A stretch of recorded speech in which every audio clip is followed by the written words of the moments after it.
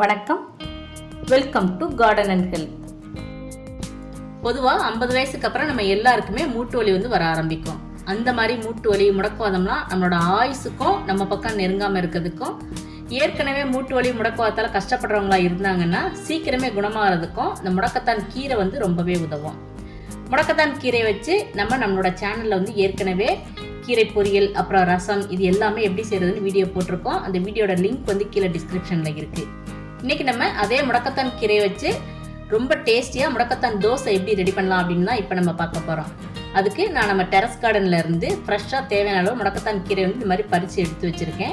இப்போ இந்த கீரை அந்த தண்டில் இருந்து இலையை மட்டும் தனியாக இந்த மாதிரி பிரித்து அதை 2 மணி நேரம் தண்ணியில் நல்லா கழுவி எடுத்து வச்சுக்கலாம். இந்த தோசைக்கு கீரை அளவெல்லாம் கிடையாது, நம்மளோட விருப்பம் தான், எவ்வளோ வேணாலும் சேர்த்துக்கலாம். கீரை கொஞ்சம் அதிகமாக சேர்த்தோம்னா தோசை இன்னும் ரொம்ப சாஃப்டாக பஞ்சு மாதிரி இருக்கும். சுத்தம் பண்ணி கழுவி எடுத்து வச்சிருக்க கீரை 2 கைப்பிடி அளவுக்கு இருக்கு. கீரையை அப்படியே அரைச்சி மாவுல கலந்து நம்ம தோசை சுடுறத விட இந்த மெத்தட்ல நீங்க தோசை செஞ்சு பாருங்க. தோசை கொஞ்சம் கூட கசப்பு தன்மையும் இருக்காது, ரொம்ப டேஸ்டாகவும் சாஃப்டாகவும் இருக்கும்.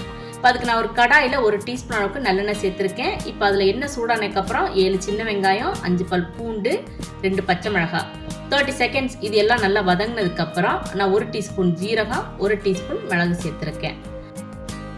இப்போ இதையும் ஒரு 30 செகண்ட்ஸ் எண்ணெயில் நல்லா வதக்கிட்டேன். அதுக்கப்புறம் கழுவி எடுத்து வச்சிருக்கேன் இந்த முடக்கத்தான் கீரையை சேர்த்துக்கிறேன். முடக்கத்தான் கீரை சேர்க்கும் போது அதில் தண்ணி இல்லாமல் நம்ம சேர்த்துக்கணும். முடக்கத்தான் கீரை எண்ணெயில் அதிக நேரம் வதக்கிட்டோம்னா அந்த கீரையோட கலர் மாறி போயிடும். அதனால கீரை நல்லா சுருண்டு வர்ற வரைக்கும் நம்ம வதக்கினா போதும். பாருங்க, இந்த மாதிரி சுருண்டு வந்ததுக்கப்புறம் இப்போ இந்த கீரைக்கு தேவையான உப்பு சேர்த்துக்கணும். ஏற்கனவே நம்ம தோசை மாவுக்கு உப்பு சேர்த்துருப்போம், அதனால இந்த கீரைக்கு உள்ள அளவுக்கு உப்பு சேர்த்தா போதும். இப்போ இதெல்லாம் சேர்த்ததுக்கப்புறம் அடுப்பை ஆஃப் பண்ணிட்டு இதை நல்லா ஆற விட்டுக்கணும். கீரை நல்லா ஆறிடுச்சு. இப்போ இது ஒரு மிக்ஸி ஜாரில் சேர்த்துக்கணும். இது கூட கொஞ்சமாக தண்ணி சேர்த்து நல்லா நைஸாக இந்த மாதிரி அரைச்சி எடுத்துக்கணும். இப்போ அரைச்சி வச்சிருக்க அந்த கீரை தனியாக ஒரு பவுலில் மாற்றி எடுத்து வச்சுக்கலாம். அரைச்ச கீரை எல்லாத்தையுமே நம்ம உடனே மாவில் கலக்கணுங்கிற தேவை கிடையாது, நம்ம தேவைக்கேற்ப கொஞ்சம் கொஞ்சமாக கலந்துக்கலாம். நான் 2 கப் அளவுக்கு தோசை மாவு எடுத்து வச்சுருக்கேன். இப்போ இந்த மாவில் நான் தேவையான அளவு இந்த முடக்கத்தான் கீரை சேர்த்துக்கிறேன். சேர்த்து தண்ணி தேவைப்பட்டால் கொஞ்சமாக நம்ம தண்ணி சேர்த்து இதை நல்லா கலந்து விட்டுக்கணும். உளுந்து மாதிரியே தான் இந்த முடக்கத்தான் கீரைக்கு வழுவழுப்பு தன்மை அதிகமாக இருக்கும். அதனால நம்ம தோசைக்கு மாவு அரைக்கும் போது இந்த கீரையை சேர்த்து அரைக்கிறோம்னா உளுந்தோட அளவை கொஞ்சம் குறைச்சி கூட சேர்த்துக்கலாம். தோசை நல்லா சாஃப்டாக தான் இருக்கும். நம்ம இப்போ தோசை மாவில் தான் கலக்கிறோம், அதனால நான் தேவையான அளவு இந்த முடக்கத்தான் கீரை இப்போ இதில் சேர்த்துக்கிறேன். பாருங்க, இந்த மாதிரி தோசை மாவு தான் வந்ததுக்கப்புறம் இப்போ நம்ம தோசை சுட ஆரம்பிச்சிடலாம்.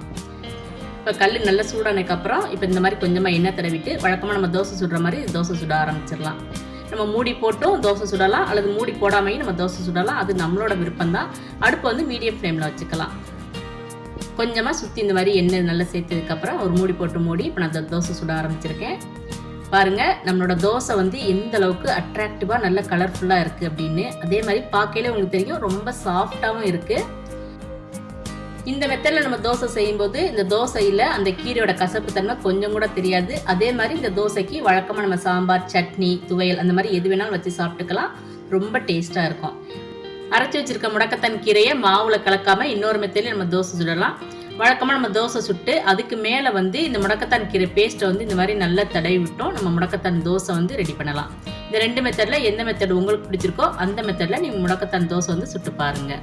இந்த முடக்கத்தான் கீரைக்கு இன்னும் என்னென்ன மருத்துவ பலன்கள்லாம் இருக்குது, இதை எப்படி நம்ம ரொம்ப ஈஸியாக மாடி தோட்டத்தில் வளர்க்கலாம், எப்படி பராமரிக்கலாம் அப்படிங்கிறதெல்லாம் நம்ம அடுத்தடுத்த வீடியோக்களில் பார்க்கலாம். இந்த கீரை கிடைச்சதுன்னா இந்த மெத்தடில் நீங்களும் வாரத்துக்கு ஒரு தடவையாவது இந்த மாதிரி தோசை செஞ்சு சாப்பிட்டு பாருங்கள். இந்த வீடியோ உங்களுக்கு பிடிச்சிருந்தேன்னா கார்டன் ஹெல்த் சேனலை சப்ஸ்கிரைப் பண்ணுங்கள். தேங்க்ஸ் ஃபார் வாட்சிங்.